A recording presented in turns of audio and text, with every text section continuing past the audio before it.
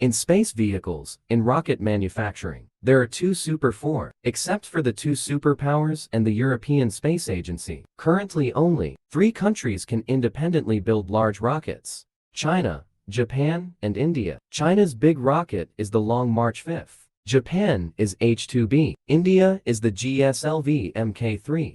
Some people will say, India is a big rocket. Don't say it. In terms of weight and size, it really counts. If you don't believe me, let's take a look. Three Kingdoms rocket. The largest and heaviest is the Long March 5. The basic parameters are as follows.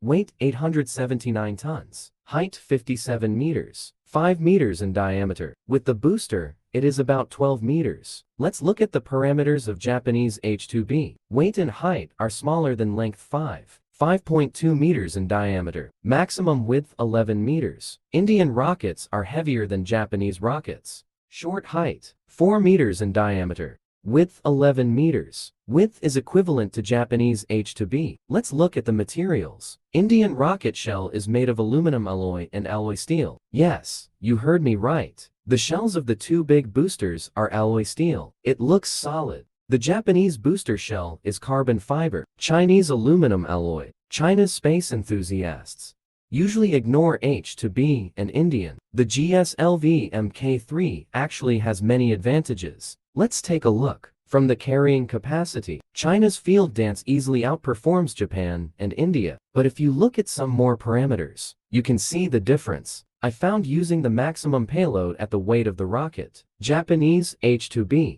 Optimal for low Earth orbit transportation. Long March 5. Optimal in high orbit and geosynchronous transfer orbit. This reflects the difference in the positioning of the two large rockets. What about India? Look at the data. Get out of the way. The cow floats by. Maybe you say, Indian rockets are useless. Indians don't see it that way. People will say that if you have the ability to compare the success rate and cost, the cost cannot get the data of Changwoo. I have to compare the success rate. All 4 Indian launches were successful. All 8 Japanese launches were successful, although the 8th rocket caught fire. But the launch was successful. 53 long launches, 2 successful launches, a failure.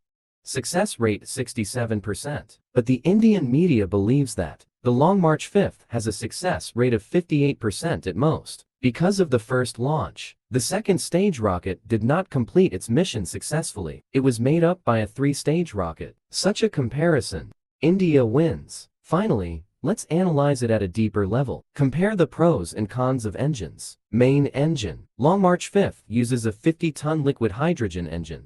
Ratio 430 seconds. Japan uses 100-ton liquid hydrogen engines. Specific rush for 140 seconds. More advanced than China. Vikas, India. It is a 77-ton partial second neck engine. Relatively backward. Secondary engine 3 Kingdoms military leaf green fuel. China is a 9-ton dash of 442 seconds. Japan's 14-ton specific rush is 448 seconds. India 20-ton specific rush in 443 seconds. China is a bit backward. Japan takes the lead. India takes the lead in thrust. Now look at the booster. China has 2 120-ton liquid oxygen kerosene engines. A total of 4 boosters. Japan has 4 230-ton solid-state engines. India has 2 500-ton solid-state engines. Although solid engines have their own strengths and weaknesses, but the solid booster must be taken off. Because it can greatly shorten the launch preparation time, China needs to increase research and development and practice. Currently, India ranks 3rd in the world in terms of thrust. Okay,